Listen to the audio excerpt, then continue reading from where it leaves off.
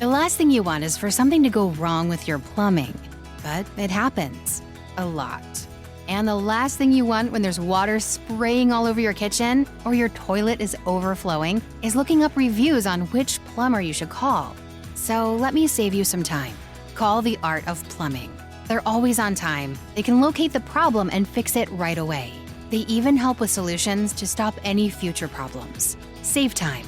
Call the Art of Plumbing today. 541-951-9405. Welcome into Other People's Shoes. Of course, you know I'm your host, Neil Matthews. Merry Christmas to you. So excited about today's episode. We get to sit down and have a therapy session. Well, in a sense. We sit down with our guest today, Corey Peterson, and she's going to break down why therapy is so important, why maybe you need to consider it, and of course, why it's the stigma around it needs to go away. So hope you're ready for that. We have a therapy session in a sense for you. And of course, don't forget to stay tuned till the end of the episode to hear about our December giveaway. I'm gonna guarantee this. You're not gonna want to miss it. We are giving away a gift card to the Prickly Pear. Stay tuned for that. But before that can happen, we gotta get to Corey. So hope you're ready. Pack your bags. We're going to Kansas, the Jayhawk state. Oh, it's still painful to say. Here we go. Hey, come take a walk with me. Not like you used to do. Do something different and put yourself in other people's shoes. Open up your mind and open up your eyes and change your direction, change your perspective.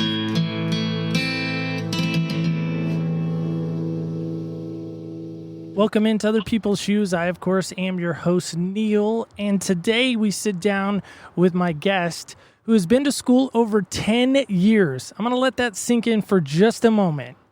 10 years. She's learned how to research and support people in the ways they communicate better, which, hello, whose hand is not up on that one? She has become a licensed and family marriage therapist. She actually has a degree in it, a master's in that. So she's obviously very skilled in what she does.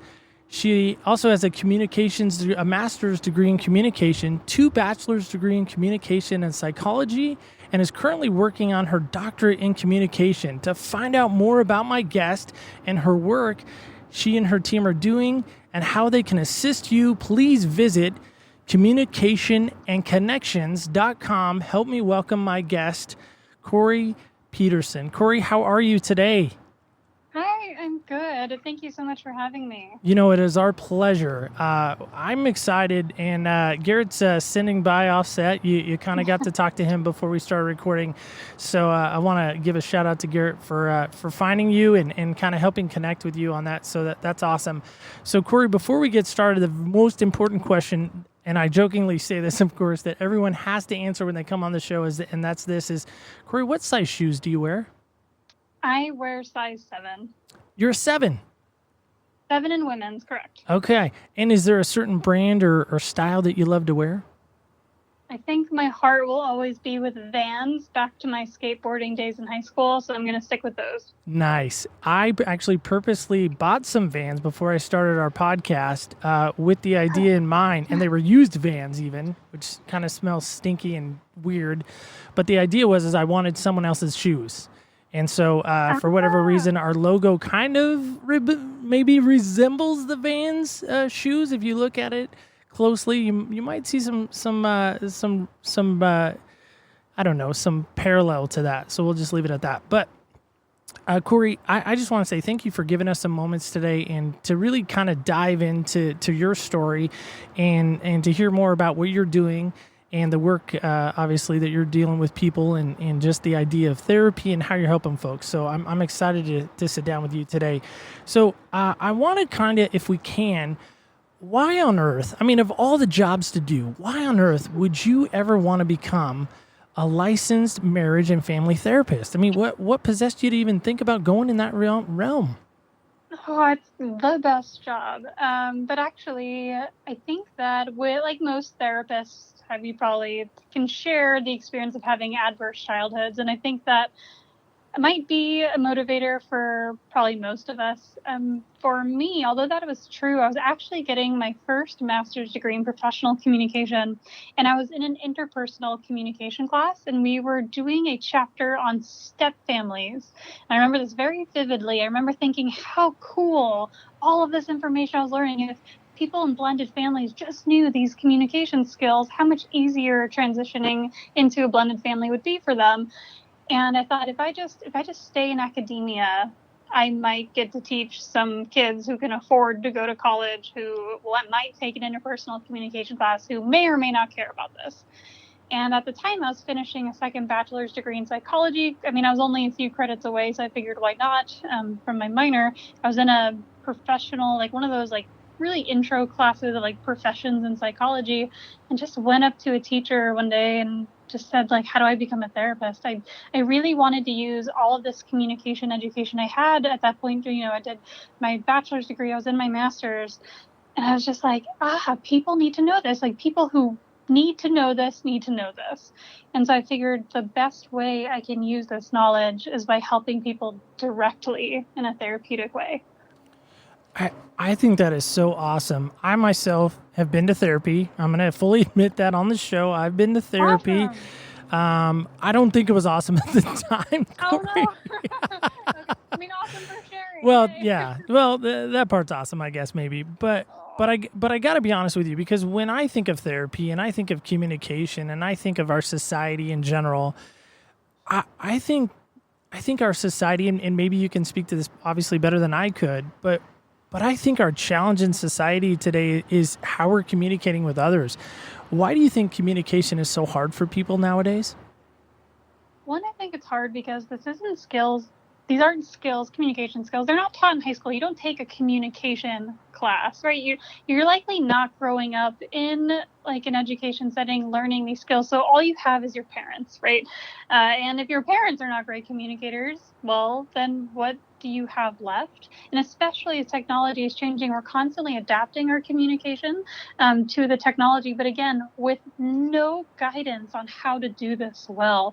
So I think there's just a naivety because I think on one end, we think communication is simple. Say things, people will say back, but it's not simple at all. And the fact that communication is everything. I mean, I couldn't do my job without it. You and I couldn't have this podcast without it. I mean, heck, even our atoms communicate with each other. I mean, everything is communication. And with such a broad and complex concept, we really should have more means while we are growing up. And I say education only because that's a pretty common standard we can rely on in our societies, that kids are going to go to school. And since we can't always rely on parents to teach them good skills, then we do need people who can do that for them along the way. And so I think it's literally, we don't learn how to do this well. I think that's a great answer. And I think that's, again, a major problem with our society today is how we talk to individuals, right? How we talk to the stranger in the grocery store, or how we talk to our kids, or, you know, how I talk to my spouse, you know. What do you think the greatest challenge in communication is nowadays? The difference between intention and experience. So what I say, or like what I mean to say, does not always mean the same thing to the receiver. So the receiver is the person who punctuates a message, meaning they're the ones deriving meaning from the words or actions that are coming from us. And so often our intention of our message and the experience of our audience or our receiver do not match. This is because of, sarcasm, for example. If you have a dry sense of humor versus like using tone inflections and, oh gosh, through media, like social media or texting, it is 2019 and we still don't have a symbol for sarcasm. But we also get very defensive of intention and are very bad at really reaching out and repairing an experience. So for example, a lot of people will argue whether or not a joke is racist or not based on the intention of the speaker, when in fact, the joke is racist if it's racist. The intention isn't necessarily the thing that matters. It's the experience, because it's the audience that punctuates the message. And so I think the biggest challenge that we have is aligning our intention and needs with the message, using the correct words, because changing our feelings from depressed to morose to sad completely changes the experience of that message. Does that make sense? Yeah, I think it does, and I think you're right on in your thinking. I had a teacher say to me once, it's my job to communicate in such a way so you can understand me. What do you make of that statement? Yeah, communication is always a dual responsibility interaction. So, as a speaker, it is my job to speak in a way with clarity and conciseness that I can be understood and be open to the feedback I get from my receiver. And it is the receiver's responsibility to listen in a way in which to understand, meaning they're not listening with the purpose to criticize or hear criticism or defensiveness. They're listening for the meaning and intent of the message. And we are awful listeners naturally. We do a lot of what's called grandstanding, which is like thinking about what we're going to say when someone else is talking. So both sides of an interaction really have to hone in those communication skills in order for a dialogue to take place effectively. Again, I think that's just pearls of wisdom right there. So in your work, why do you think people have such a stigma or a fear, or, something almost like when you talk about going to the dentist, the idea of going to the therapist sometimes kind of maybe gets lumped into that category. Why do you think that is? Oh, I think there's several reasons. Probably the most significant is going to be, one of the most significant. Probably most significant is family and a family belief system about therapy. But second would probably be society's portrayal of therapists. I mean, pretty much any drama that has a therapist, they're sleeping with their client, or they're unethical, or they're addicted to something, or they're secretly serial killers, or something. And anytime a therapist is used, or mental illness, almost every time a diagnosis is said on television or in film, it has a storyline attached to it of danger or even like death. And so you rarely even hear about diagnoses without having danger attached to it, which is not fair, because a diagnosis isn't who you are, it's something you're experiencing. For physical illness, if I have the flu, I might have the flu for a week or a few weeks, then I may not have the flu again after. But during that time, I am not the flu. I just have the flu, right? And even chronic illnesses, like, for example, I have lupus, and so that's a chronic illness. And there are some mental diagnoses that can be chronic, but even lupus is experienced in flares. So I experience lupus, but I am not lupus. So we have a stigma around diagnoses that is completely unfair for mental health. In media, we're constantly promoting messages of danger and death and risk. And then families, it's a new generation now. I think Generation Z especially is much more open about going to therapy and saying I have a therapist. Even millennials will have memes that they share about therapy. But because there's a stigma on mental illness, therefore there has to be a stigma on therapy, because why would you go to therapy if you aren't? Which, again, it's like physical illness. I can't be perfectly physically healthy all the time. It makes no sense. And 1 out of every 5 Americans experiences a diagnosable mental illness in any given year. So we got to work through that stigma. Yeah. So going back to this idea, men and women, right? I mean, and maybe even families, which you obviously are specializing in. But what is the greater struggle? Is it more men coming to therapy, more women, or where are you seeing those numbers on your end of things? I think that there are pressures for both primary genders, if we talk about strictly men and women. I would say that I see more women than men. Maybe that's because I'm a woman, but it's not that uneven. Although I do imagine, growing up as a man in this country, I imagine, and again, I don't know what it's like, but you may experience less freedom to share your emotion, or if you do, maybe you're allowed to show anger, but maybe not as much sadness, or you channel it into other expressions. And so I think that men have some extra barriers in regards to what it means to be a man, what it means to be masculine, what it means to express emotion, and how you value that women just have different barriers around that might allow them more freedom to openly express that they have a therapist. But I would say that the numbers are more even than maybe people would think, and maybe because men are just being more secretive about it, and that's why people might think more women see therapists. But I'm really interested this Generation Z to see if that starts evening out more. Yeah, I'm fascinated by your work, and obviously excited to talk to you today and just get your insight into things. So with that, we focused on 2 seasons back in our first season dealing with the issue of pornography. Do you have any experience with clients coming? Now, obviously, I know you can't speak specifically like, oh, Johnny or Susie, like name drop, so to speak, but do you help people through that pornography addiction? And if so, what does that work look like?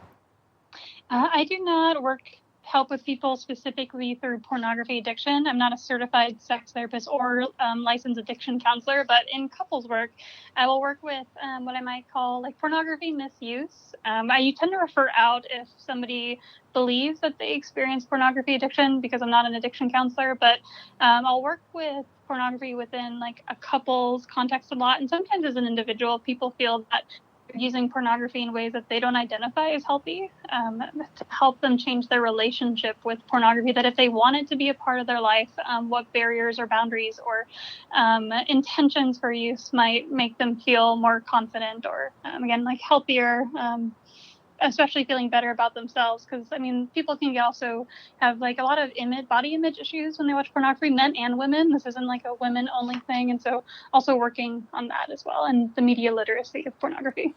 Yeah, and if you're willing, maybe go a little deeper with that. So you by no means would encourage, or through couples counseling would encourage couples to look at pornography to help in their marriage?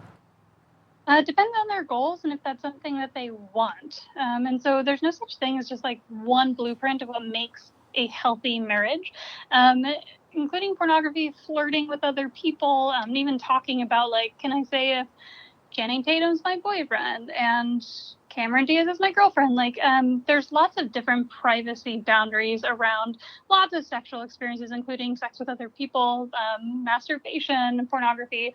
And so pornography is just like another boundary thing to talk to couples about. So if it's something that they want in their lives and they have healthy boundaries, with, and the healthy boundaries are really dictated by their relationship with pornography before and of the beliefs they currently have about pornography. If you believe that pornography is harmful to a marriage and to you, then it's probably going to be. So more people can experience a healthy relationship with pornography than not, but it depends on how often they're using it, and the intentions in which they're using it. So pornography is not a great coping skill, right? So escapism from like your anxiety or stress, things like that.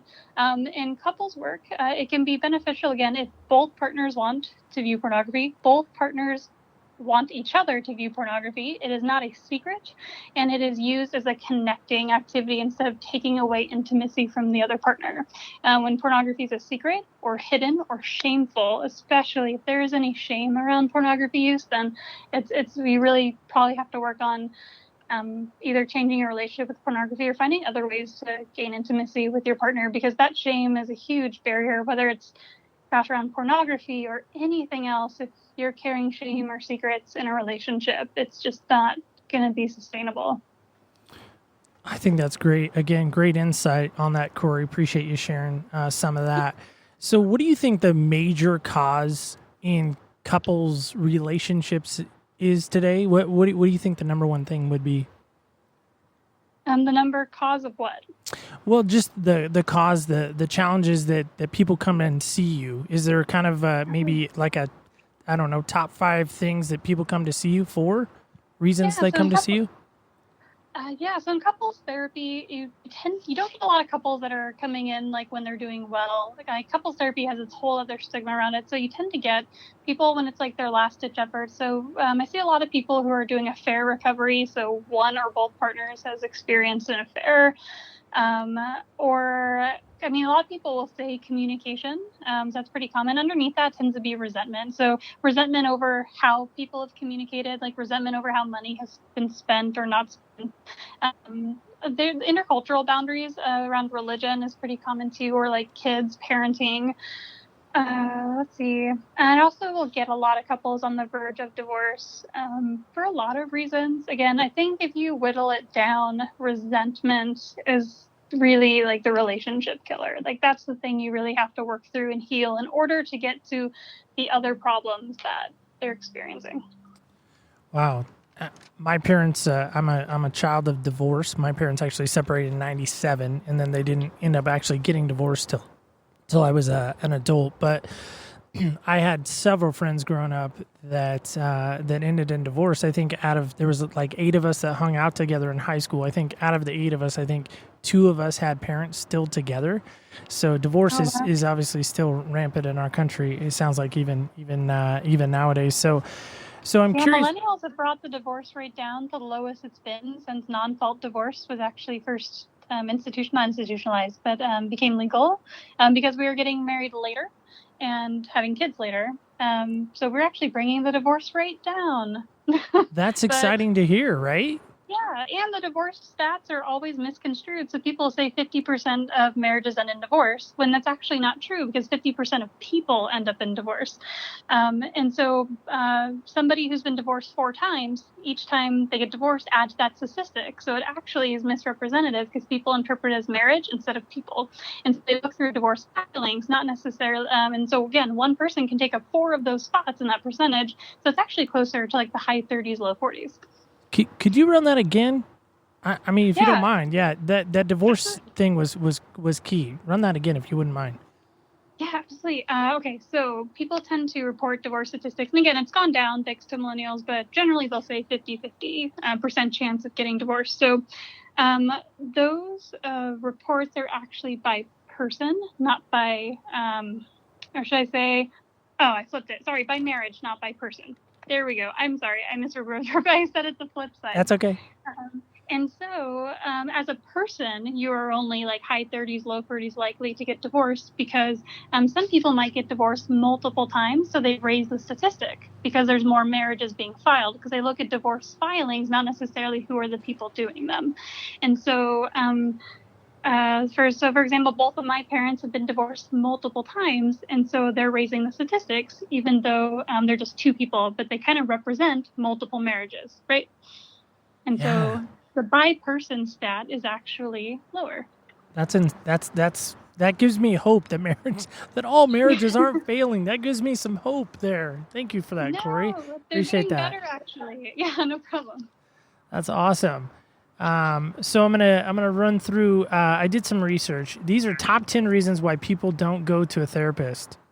Okay. Do you know these? Maybe you do, maybe you don't. So these are in no particular order. I didn't steal these from David Letterman, so these are not his top 10. So here they are. I'm just gonna run through these and then let's pick them apart. How's that sound? Perfect. Okay. So they list one as they'd rather talk to their friends. Do you think that's kind of true? Oh, yeah. I mean, I think everybody would rather go to their friends first. You don't have to pay them anyway. So that's true. Most friends you don't have to pay. That's true. Speaking of that, it costs too much. Therapists they're just too expensive. Oh, yeah. Don't even get me started on it. I study therapist in my PhD program, and I have a big gripe about the accessibility to mental health services. Yeah. So I agree with that. Yeah, you agree with that one. That's awesome. Don't have time. It seems like that's the thing we're always struggling with. We just don't, as a society, have enough time. We do if we prioritize it, because if we have time to go to movies and out drinking with friends and watching Netflix, we have time for therapy. And you will find more and more therapists who have night and weekend appointments. So this whole 9 to 5 spiel, not even a thing anymore. Hopefully this one isn't true about your guys' place, but I saw a psychologist once and they didn't even help. Not my place, for sure, but you can throw a rock and hit a bad therapist, unfortunately. You can also throw a rock and hit a great one, but it can take just one bad experience to deter you from therapy. Finding someone that you have a good fit with and recognizing the autonomy that if somebody isn't helpful for you, that you don't have to be there anymore, I actually think is great. Find someone you like, stick with them. You do not owe any therapist your time if they're not helping you. I love that. That's just a great insight into that reason why people don't go to therapy. Is it good to talk about your problems with people? That's one of the questions, I guess. That's the reason why people don't want to go. You trust. Yeah. Oh, yeah. I mean, you mean with a therapist or with just anyone? I guess just anyone. They just list why is it good to talk about your problems with people? I don't know. That's a reason why you don't go. It's so good. That's kind of what I thought, but I didn't make the list. Well, I'm glad it's on the list because I get to talk about it. Right. Oh my gosh. Okay. When you're stressed, you actually release oxytocin. Everyone thinks oxytocin is just this cuddle hormone, but it's actually a stress hormone too. So when you're stressed out and you release oxytocin, it's basically telling your body to connect with somebody, right? That oxytocin wants to land with somebody. So when you isolate yourself and you don't share your problems and you just internalize that, you then become lonely because you released all this oxytocin and didn't share it with anyone, didn't do anything about it. So by not sharing your problems, you actually will develop new problems because not only are you stressed out or sad, you are now also lonely. Even if you have a lot of good friends, by choosing to not reach out to them, you are choosing to kind of deny your body the thing it naturally needs. Again, great insight there. This falls up almost with what you're saying, which is kind of weird. And you didn't even know this list. Like, we didn't even talk about it beforehand. I don't know the list. So I'd feel weird talking about my problems with a stranger. That's kind of builds into what you were saying. So, right, which also kind of makes sense to me. That's a weird thing to just do. Right? Totally get it. Just talk to a stranger about your problems. Therapists don't say anything. They just sit there and judge me. Sorry, I had to add a little inflection to that. Love the inflection. They have a bad therapist. Get a new one. And on the stranger thing, everyone's a stranger until you know them, right? Everyone you've ever met was first a stranger. I agree. Agree with that wholeheartedly. Therapists don't really care about you. They just want your money. And I know you could probably speak all day about that. It sounds like. Yeah, they have a bad therapist. Yeah. If I was depressed, I would want to feel better. Wouldn't I just take a Prozac? Yeah, I mean, talking to your doctor, the medical model of, health is one model. There's no shame in being put on Prozac or anything. What we know about SSRIs is that depression medications is they're sort of like a head start to getting to your baseline, but they don't do all the work for you. You still have to do your own work if you want to maintain that. So there is no shame in taking medication if you're feeling down, but it tends to be one part of the solution. And so sometimes it's enough for people and it's okay if it's not. That makes sense. So it's fine to do. Yeah, no there we go. So this is the last one. Again, no particular, but this is number 10. I wouldn't want to air my dirty laundry out in public. Now, I got to push back on that one a little bit. When I was in therapy, it was not in public. It was in a guy's office. It was super chill, super cool. He had some ambiance, river music going in the background, which was weird, but it blocked out our, us talking. So that's why he had that. But I don't think it was out in public, so I don't get that one. So I don't know if you want to speak to that one either, but it seemed kind of silly to me. So anyway, we have HIPAA. It's not public. Good. That's kind of what I thought. So we'll kind of transition a little bit. Now I know you're a big movie buff, aren't you? Right? And did I remember you? Yeah. Yep. Okay. So we'll go a little off topic here, but what is probably give me your top 5 movies of all time? Ooh, so I'm going to include one that just came out because I've seen it twice and I will see the director's cut. As a therapist, I do not recommend this film. Okay. And it is one of my favorite films of all time, which is Midsummer by Ari Aster. Okay. And I also love his movie Hereditary. Okay. I really love the John Wick series. It's a good one. Can't just pick one because all 3 were really good. You can't pick one. Yeah. It just keeps getting better. Just keeps getting better. Keanu does great work. He really does. Oh gosh, I really love the movie Labyrinth. That's very nostalgic for me, so I'm going to put that on the list. Okay. The Hangover, I can watch that every day. And Sister Act 2. So that's my list. That is quite the genre, the spectrum, if you will. That's quite the list there. So this leads into my question because I know you're, like I said, you're a big movie fan. And so I'm curious, if you could get one movie character in a session with, one-on-one, who would that character be and why? Dexter from Dexter, the TV show. I guess it's not a movie. That's a show on Netflix. He's a serial killer that kills. Good enough. We'll allow it. Garrett's nodding. He's giving approval, so that counts, even though it's not a movie character. Because I really like that he wasn't written as a stereotype of antisocial personality or someone who has no empathy or anything. I think he is a great example of that empathy is not an emotion, it's a perspective, and it can be taught and you can learn it. And I would just love to kind of flesh out his moral reasoning. I think would be just really fascinating that he has a moral code he sticks by but struggles with morality. So I think he'd be a great client. So I love that you use the word empathy. Obviously, I had no idea what you were going to say there, but why? I'm curious. Why is empathy so important to you? Empathy is important to me because it's a foundation to, ethical communication, being able to, like this podcast, put yourself in other people's shoes, choosing a perspective that is respectful of someone else's experiences without you having to own their experience.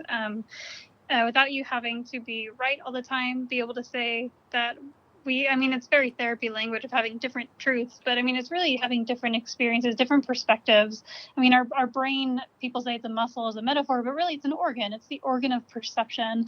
And it creates that perception based on like our own personal experience, our knowledge that we either gained through experience or someone told us something. And so being able to speak with someone else to know that it may not be that you know better or they know better. It's just that you know something different, you know differently, and choosing to learn from them instead of like, domineer them.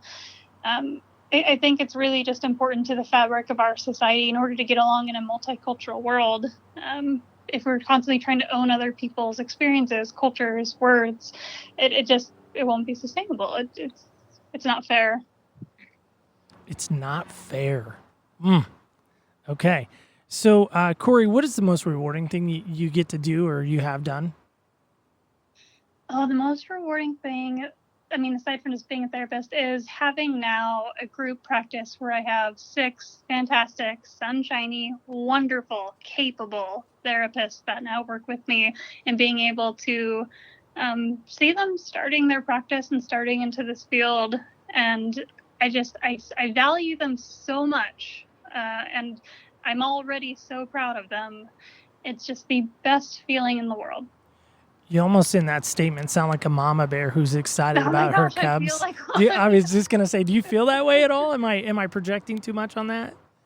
No, that's an accurate projection. I just I mean, that's even like hard for me to have boundaries. Like, it's like you want to do everything for them, but there's so much pride that comes with like doing your own work and getting yourself someplace where you feel successful, and just being able to be a part of that for them feels really fulfilling to me.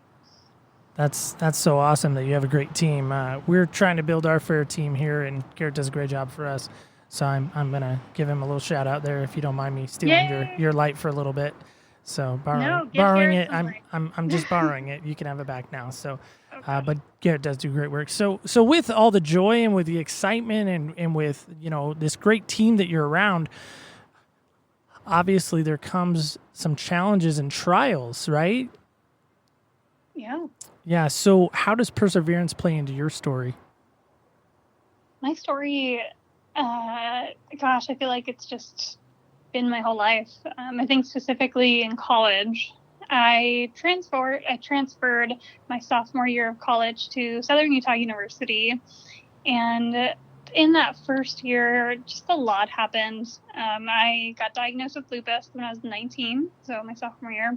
I also experienced like an awful event of voyeurism where a male RA like turned my like little peephole to my dorm around and like told a whole like floor of guys about it, and it was like that for 2 weeks. So essentially you can watch me from the outside, and I only found out because a friend was walking by and was like, I can see light coming from your room. She's like, I can see you in there. And it was so awful. I mean, not only just that feeling and like going through that, but then I started getting death threats from the guys on his floor. They're making statements to other people about like, death salient statements about me. I had to be moved for my safety then to another dorm building. I was so afraid to leave. I got so stressed out. I got shingles at age 19. I eventually had to move back into my dorm. They only moved me over for about a month, and that was terrifying. I ended up being on academic probation. That was my first of 2 times.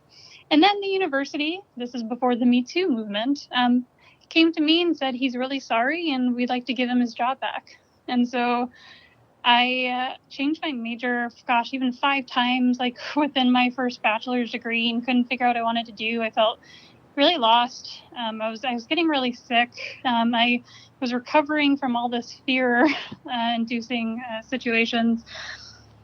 And I really feel like one of the biggest reasons I persevered through that was one time, like I really struggled during that time. I wish I had like this moment that I can say like this profound, like made it through thing that happened, but it didn't. But what did happen is as I started to feel better and started to feel more confident again, I had an instructor come to me and said, hey, have you ever thought getting a master's degree? And I said, well, no. In fact, no woman in my family has gotten a college degree. And so college was never taught to me growing up. That wasn't my role in my conservative culture. So I just was like, I guess I'll try. Applied, got in barely because my GPA was so low at that point. And then I just steadily built more confidence. And then one of my instructors was just like, hey, have you ever thought about getting a PhD? And I was like, no. They're like, well, you should do that.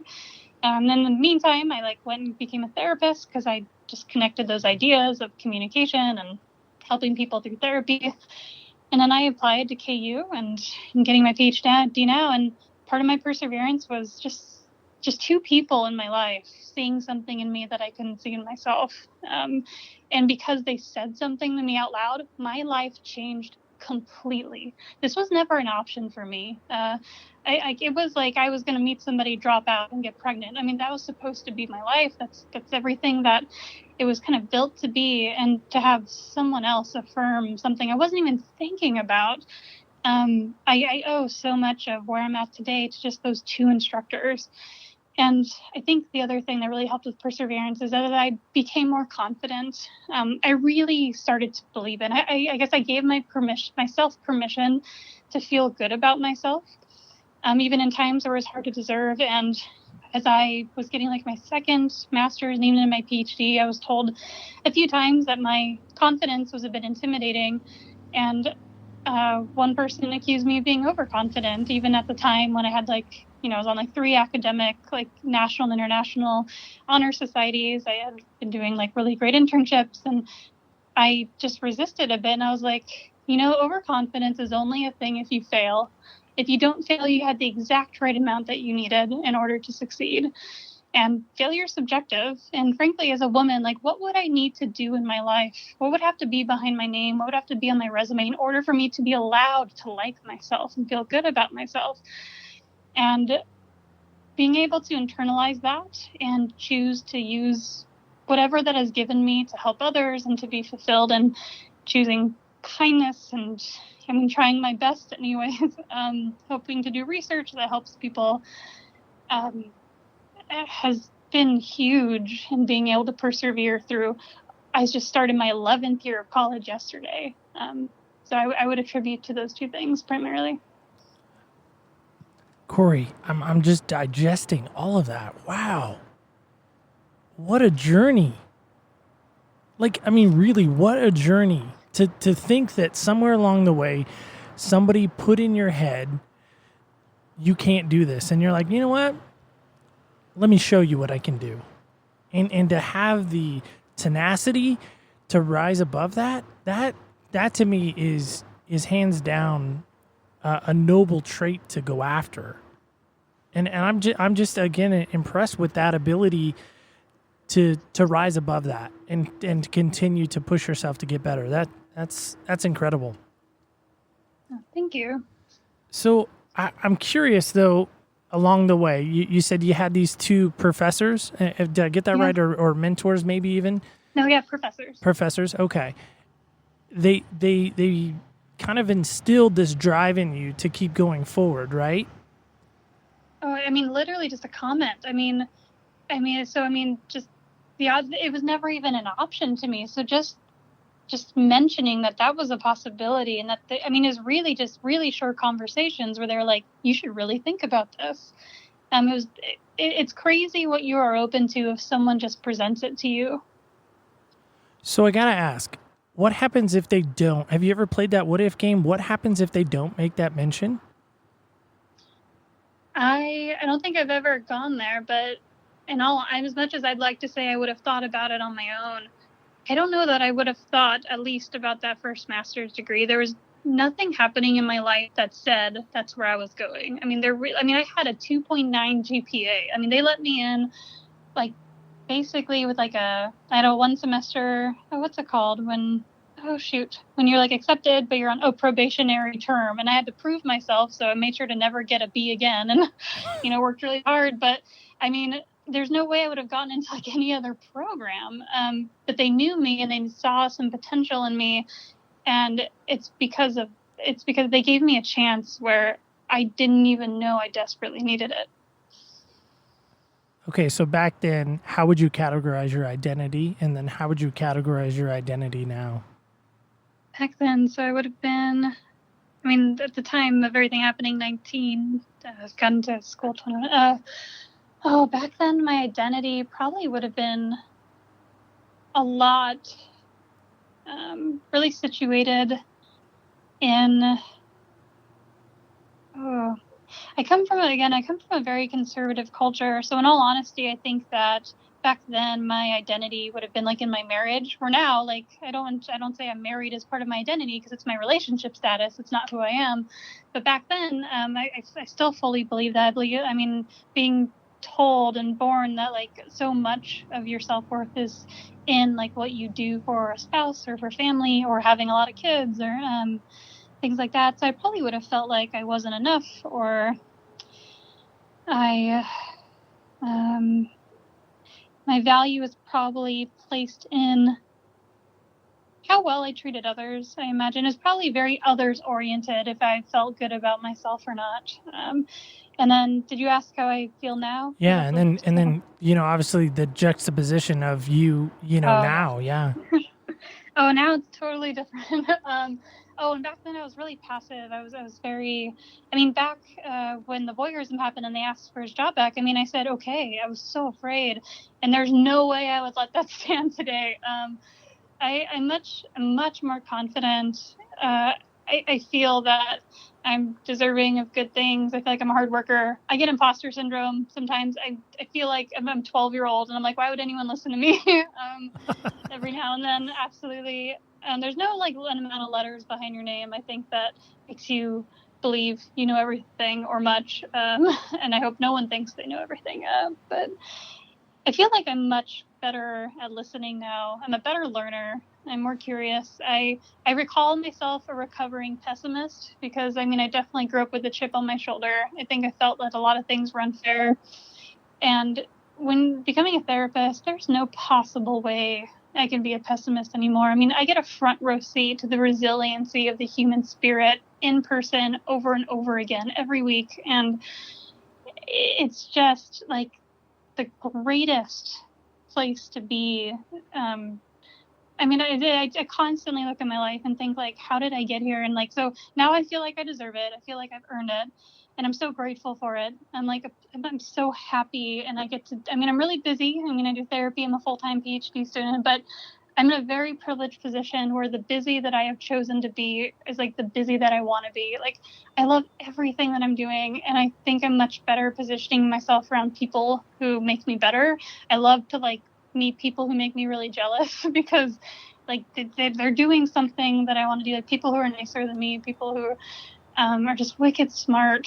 I hope they rub off on me as I hang out with them. So I think I'm a better friend. My identity is now more skill-based, like value-based in what I can do for others, but independent of how they view me, if that makes sense. It's not really dependent on if they like me or not. Like, I will never have a 100% success rate or approval rate. And maybe the greatest presidents of all time have maybe capped in like the low 60s. So if I can get 50-50, like that's pretty great for a schmo who's never even been a president. So I'll take it. I gotta be honest, as I'm hearing this, I almost maybe need to book a session because for a lot of years for me, I struggled with this idea of, am I good enough? Can I do enough? Can I please my parents enough? Can I please my coworkers enough? Can I achieve enough? Can I do enough to get people's accolade and approval? Because let's face it, everyone wants people's approval on some level, whether you admit it to yourself verbally or outwardly or not. I think we all do struggle with that, and I appreciate you walking through that with us. So, does faith come into marriage and family therapy to you at all?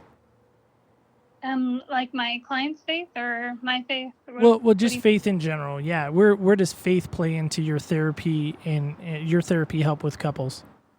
Oh yeah, I mean, that's usually part of an intake is asking people what their spiritual orientation is, and really working within their value system and not trying to change it. So you mentioned pornography earlier. Like a lot of Christian communities or Christian faiths will obviously not want that a part of their marriage, even though likely one partner or the other is experiencing pornography use. It's just a secret, and that's when it becomes shameful, and that's when it becomes like a big problem.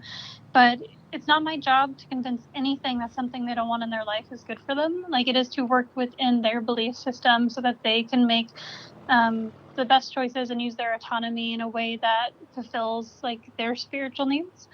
And so whoever walks in, whatever they're bringing with is what I have to work with. And I get to learn a lot through them too, which is really valuable for me. Yeah, I think that's great. This is a quote that I think should maybe remind you of something, or maybe you'll be reminded of this. And it's and why is this so important? Maybe is live your life in such a way that when others speak ill of you, no one will listen to them. Why is that so important?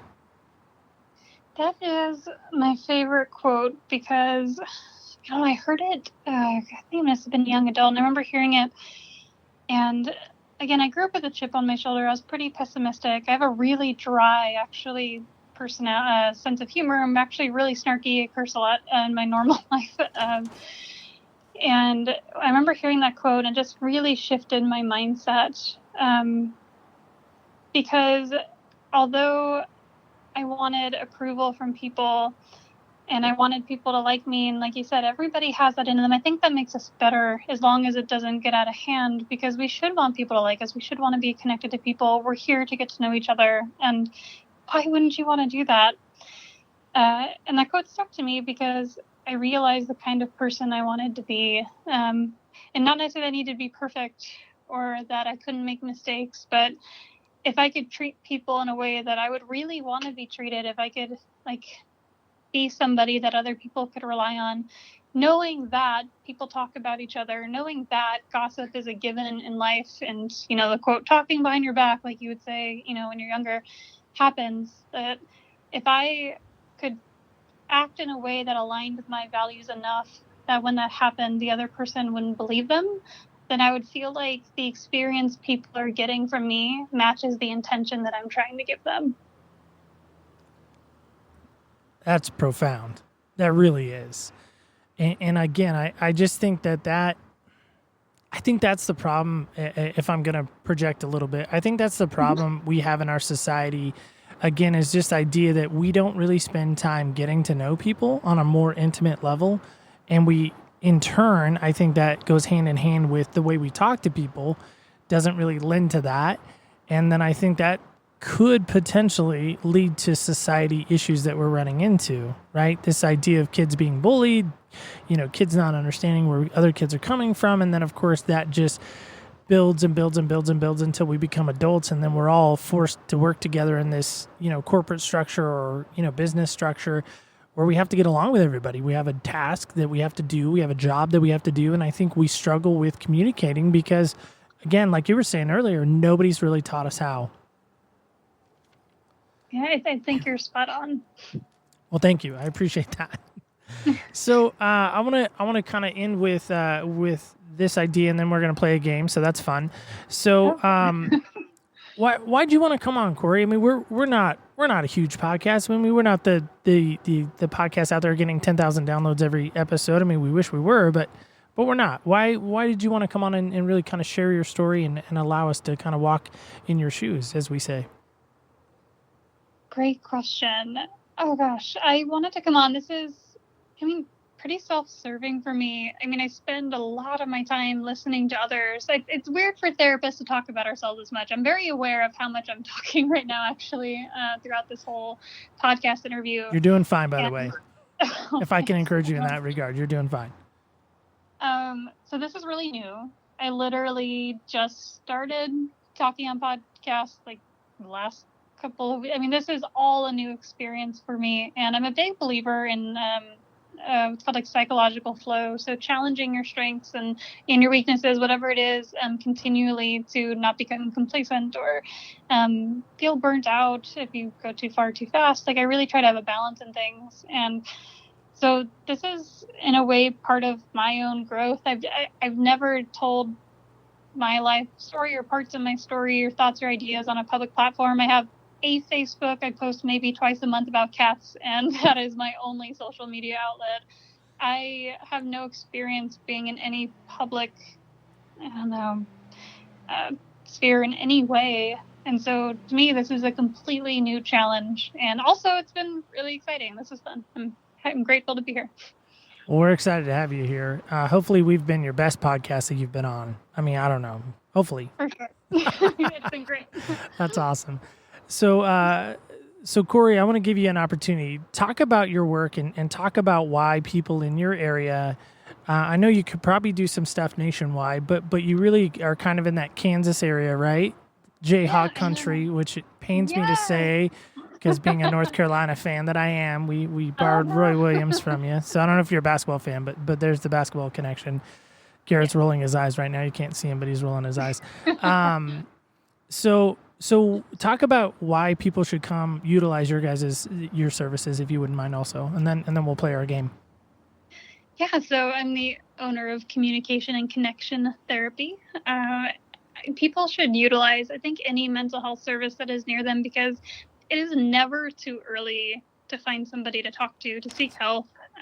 It can be too late. And we have some horrible epidemics happening in this country right now.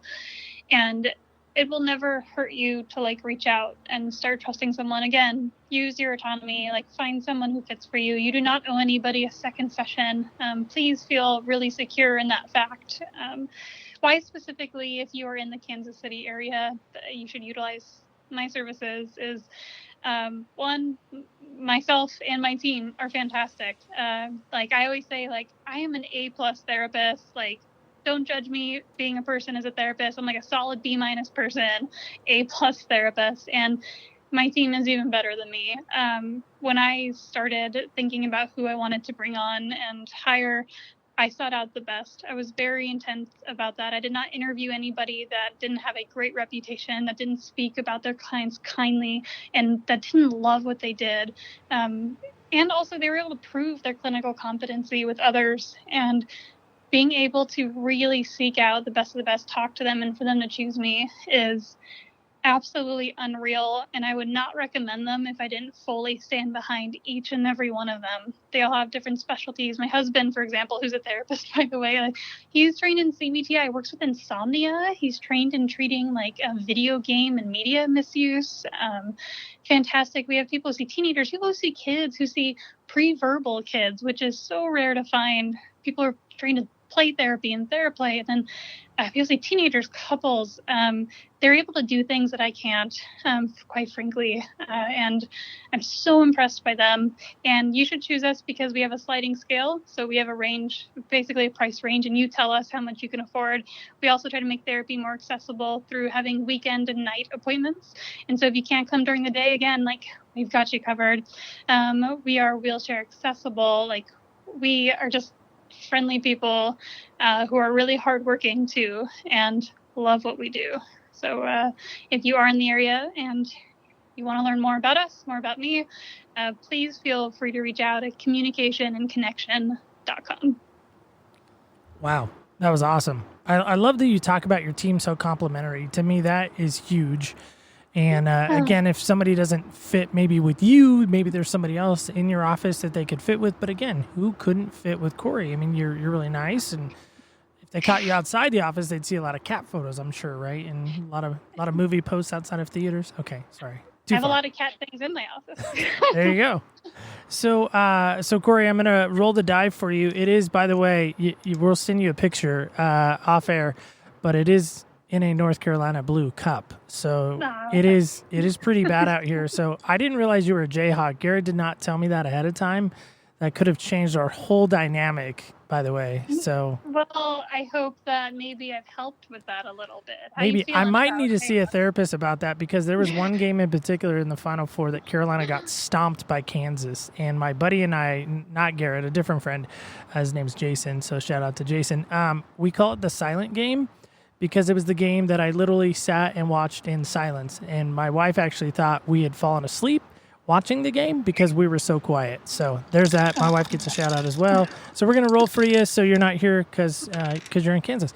So this is a game we like to call Senseless. It's just a fun little game we like to play to end the show with. And so I rolled for you. You got a number 6. So you're going to have to take my word for it. But you got a number 6. So I trust. Good. You should. You should be able to trust me just like you trust your therapist. So just saying. So dinner with one person, dead or alive, who would it be? Ooh, Sean Astin.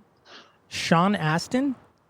Yes, because Lord of the Rings and Stranger Things and 50 First Dates, and he just seems like a really nice person. Is that the guy from Goonies, by the way? Yes, I need Goonies. my Thank movie you. buff. Thank you. Okay. So Goonies is just up the road from us, sort of. We're in Oregon, and so, there's what is it? Astoria? Am I right on that, Garrett? Thank you. I need your help with that. So Astoria is kind of up the road from us, but their house is actually you can't even go to it anymore because someone else owns it, and it's a whole story. Oh. But they had a social media campaign. People were going there. Anyway, it's a big thing. So Sean Astin. So you're a big fan of him? Yes, he's the list. I wouldn't fangirl out of anybody. I could probably meet any therapist except I'm not therapist, celebrity, but him. If I met him, I think I would do the whole fangirl thing. He's the person for me in the celebrity. Where do you guys go to dinner?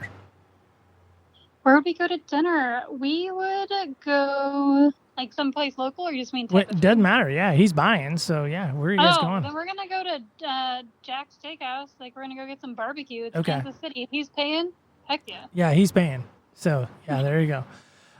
Corey, thanks so much for coming on. I really do appreciate it. I thought you had a lot of great insight, and I don't think you should have to feel bad about talking about yourself. I mean, that's good every now and then, right?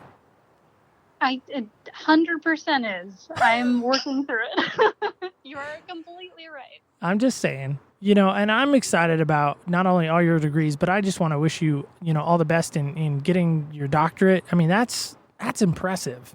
I mean, I was telling some of my fellow friends and coworkers today about, having you on and talking about all your degrees and all of that. And they were like, what does she have time to do? I'm like, I don't know, but she makes it work. So she's giving us some time, which I always appreciate as well. So last word goes to you. What would you like to end with? I'll give you the last word. Oh, give me the last word. Okay, well, I mean, thank you so much for having me on, and hi again, Garrett. Thank you too for He's waving. finding me. Oh, I will metaphorically wave back. Okay. So what I would want to end with is just maybe to remember that every awful thing that you have ever been through, or that you've ever thought or you've ever felt, was temporary. And so even your scariest, most self-deprecating thoughts happened, but then at some point they stopped happening. Our brains are not made to break. Our bodies are made to get us through really, really hard things. And I remember seeing on Facebook, one of those memes one day that said, you have a 100% success rate at getting through hard things. And that is 100% true. We can rely on that statistic. And so whenever you're feeling really stressed or overwhelmed or just not okay, remember that it is temporary. And even though right now you don't feel okay, you will feel okay soon. And we can rely on that statistic. So I would like to end with that. That's awesome. And we always like to say, when you walk in other people's shoes, you really do get a different perspective on life. And so I want to thank my guest one more time. Corey, go check out our work, guys, if you're in the Kansas area. Hard to say Kansas for me, by the way. But if you're in the Kansas area, or even if you're hearing this and you're thinking, you know what, maybe it would be worth a consultation, please contact her. She could probably direct you through her network of channels to find maybe somebody in your area that she would feel confident sending you to, or maybe she can even do some phone consultations with you as well. I'm sure they can work that out as well. But again, I want to thank my guests so much. Please go check them out, communicationandconnections.com. Corey, thank you so much again for coming on. And this, of course, has been Other People's Shoes. Thank you so much for joining us on Other People's Shoes. Of course, I'm your host, Neil Matthews. I gotta be honest, today's episode was so exciting and so intriguing, and Corey gave us so much information. I really appreciate what she shared. The biggest takeaway for me was the divorce statistics that she shared. That was mind-boggling to me, that our stats have maybe been a little off, and so some unique perspective on that for sure. By the way, it is still time to participate in our Prickly Pear gift card giveaway. So if you'd like to be a a part of that, stay tuned for this because here's our special announcement on that. And now for our prickly pear announcement. Hey, we all gotta eat, right? Why not go to 237 North Bartlett Street in Medford and visit the Prickly Pear? There you can sink your teeth into the Cuban sandwich. Or the mouth-watering Havana Bowl, both crowd favorites. The Prickly Pear does catering for work lunches, parties, holiday parties, and weddings. The Prickly Pear is open from 11 to 3 Monday through Friday. Follow the Prickly Pear on Instagram under Prickly Pear 541, and also like them on Facebook under Prickly Pear. The Prickly Pear. You'll leave there satisfied. Doesn't that sound delicious? I don't know about you, but I gotta get myself down to the Prickly Pear. Hey, to take part in that gift card giveaway, it's pretty simple. Go over to Facebook. There'll be a picture of yours truly, Neil Matthews, in a gingerbread suit. Comment below that with the hashtag PricklyPear541. You can do the same thing on Instagram at OPS Podcast Show on Instagram. Hashtag it PricklyPear541. On Twitter, a little different. We're under at People's Shoes. Of course, hashtag it PricklyPear541. Stay tuned next week as we welcome in a very special guest and probably the best guest of the season, according to Garrett, that is. Stay tuned for Danielle Craig for Happiness and Progress. She is an amazing guest. You won't want to miss that. Merry Christmas to you, and until next week, remember, when you walk in other people's shoes, you really do get a different perspective on life. Thank you so much, and have a great week.